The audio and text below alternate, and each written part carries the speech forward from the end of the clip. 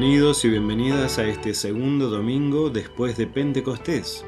Que el amor de Dios, la gracia de su Hijo, nuestro Señor Jesucristo y la comunión del Espíritu Santo esté con todos ustedes. Así sea.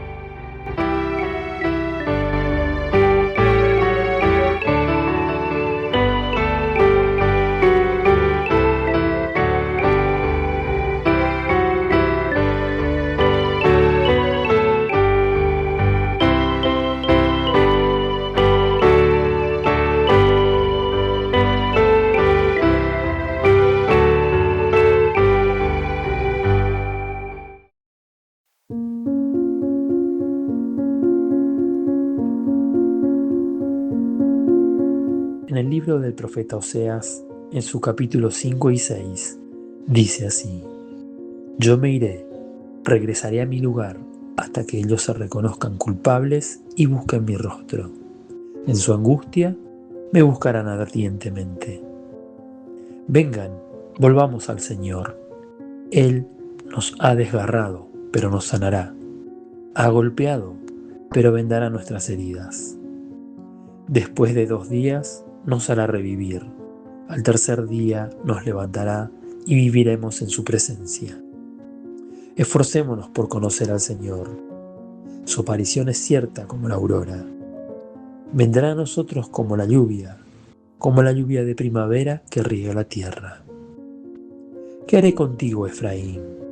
¿Qué haré contigo, Judá? Porque el amor de ustedes es como nube matinal, como el rocío que pronto se disipa. Por eso los hice pedazos por medio de los profetas. Los hice morir con las palabras de mi boca, y mi juicio surgirá como la luz. Porque yo quiero misericordia y no sacrificios, conocimiento de Dios más que holocaustos. Es palabra de Dios.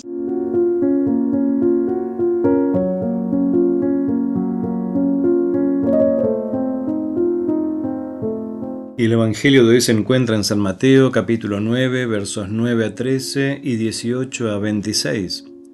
Gloria sea a ti, oh Señor. Dice así la palabra del evangelista.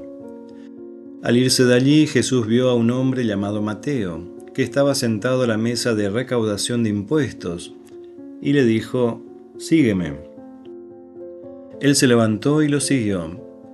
Mientras Jesús estaba comiendo en la casa, acudieron muchos publicanos y pecadores, y se sentaron a comer con él y sus discípulos.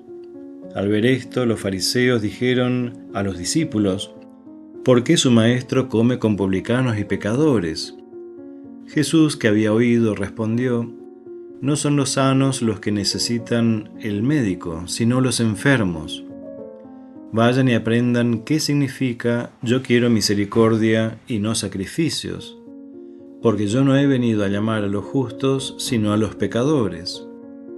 Mientras Jesús les estaba diciendo estas cosas, se presentó un alto jefe y postrándose ante él le dijo: Señor, mi hija acaba de morir, ven pronto a imponerle tu mano y vivirá. Jesús se levantó y lo siguió con sus discípulos.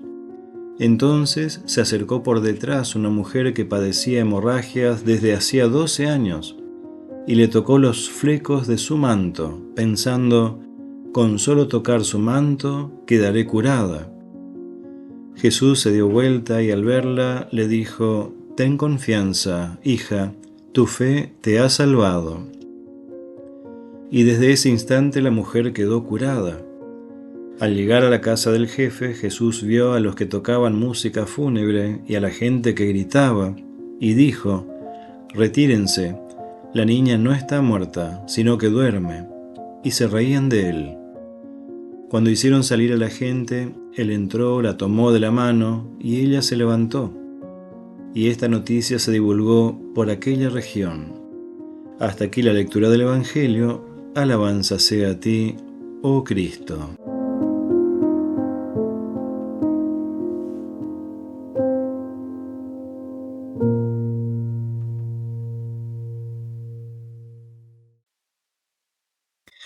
Gracia y paz de Dios, nuestro Padre, y de su Hijo, nuestro Señor Jesucristo, para con todos ustedes.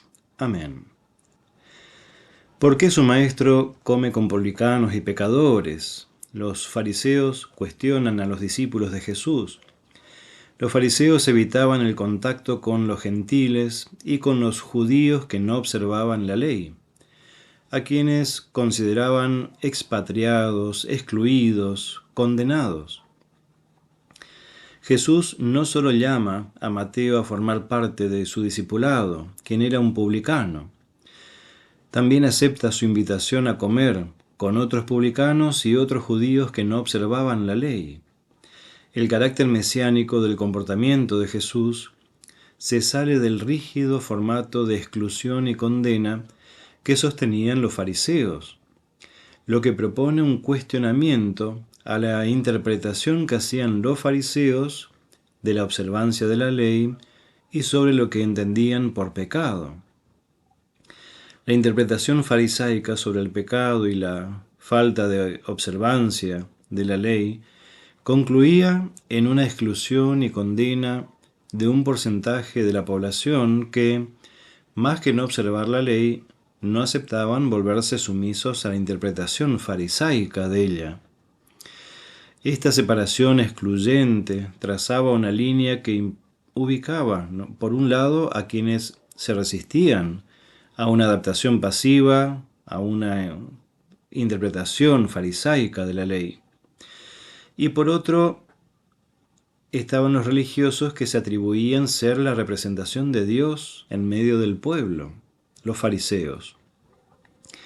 Jesús sacará a los fariseos de la comodidad religiosa desde donde sostenían la exclusión y condena de otros, al decirles: no son los sanos los que necesitan al médico, sino los enfermos.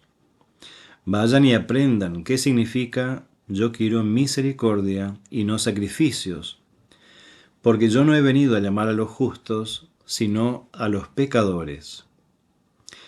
En este marco de replanteo que Jesús propone sobre la interpretación del pecado y la consecuente comprensión de quiénes son justos o pecadores, como también de la observancia de la ley y la consecuente comprensión de los sacrificios y de la misericordia, el evangelista Mateo presenta a un jefe que pide a Jesús que imponga las manos sobre su hija que había muerto, y también a una mujer enferma que dice: con solo tocar su manto quedaré curada.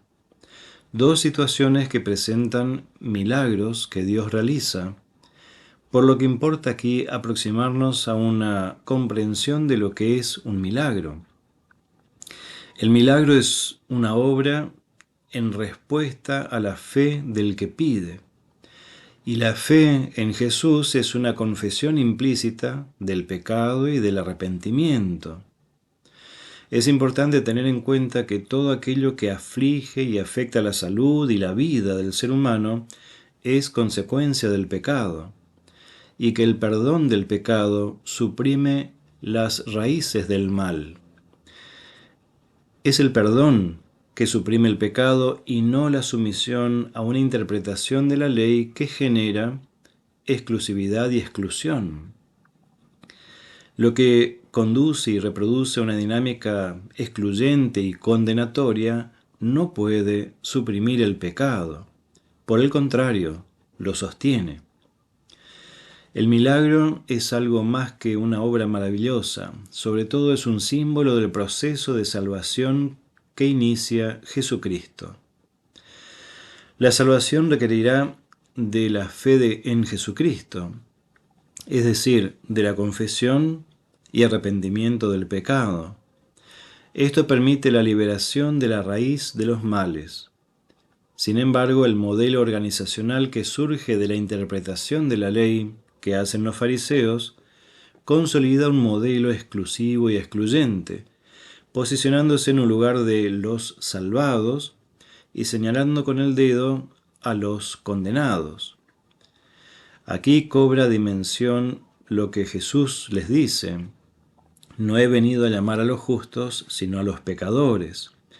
De esta manera, Jesús desarma la apariencia que se pretendía como evidencia de la salvación y borrando la línea de unos y otros, da lugar a algo que no se queda en las apariencias, algo que tendrá que ver con los sentimientos y la conciencia, desde donde surgen la confesión y el arrepentimiento justamente, es decir, la fe, que permite la salvación. La confesión y el arrepentimiento serán posibles con sentimientos y conciencia, algo sobre lo que Dios reclama al pueblo a través del profeta Oseas, cuando dice: «¿Qué haré contigo, Efraín? ¿Qué haré contigo, Judá? Porque el amor de ustedes es como nube matinal, como el rocío que pronto se disipa. Porque yo quiero misericordia y no sacrificios, conocimiento de Dios más que holocaustos». ¿Cómo hacer para que el amor no sea tan pasajero? Pues será teniendo conocimiento de Dios, no reproduciendo los formatos de intolerancia. ¿Cómo conocer a Dios? Pues será a través de la persona de Jesucristo, quien nos enseña a amar y a perdonar. No nos enseña a condenar y a excluir. Conocer a Dios significa educarnos en la misericordia, no en justificarnos por medio de sacrificios. Que la paz de Dios, que sobrepasa todo entendimiento humano, hoy nos guarde, a cada uno y a cada una, en la verdadera fe hasta la vida eterna. Amén.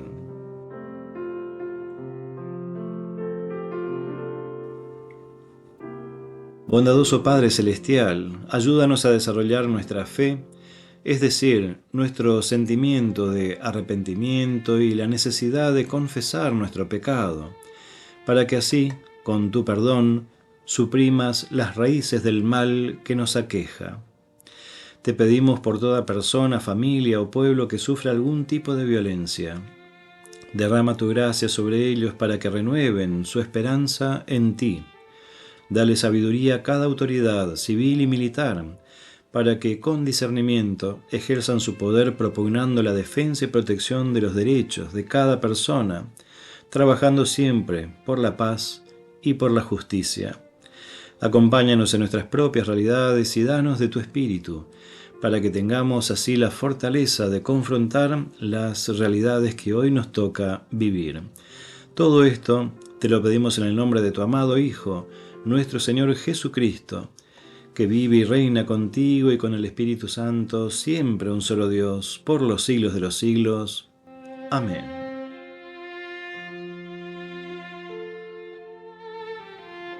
Recibamos la bendición de Dios. Que el Señor te bendiga y te guarde, que el Señor haga resplandecer su rostro sobre ti y tenga de ti misericordia. Vuelva el Señor su rostro a ti y te conceda su paz. En el nombre del Padre, del Hijo y del Espíritu Santo. Amén.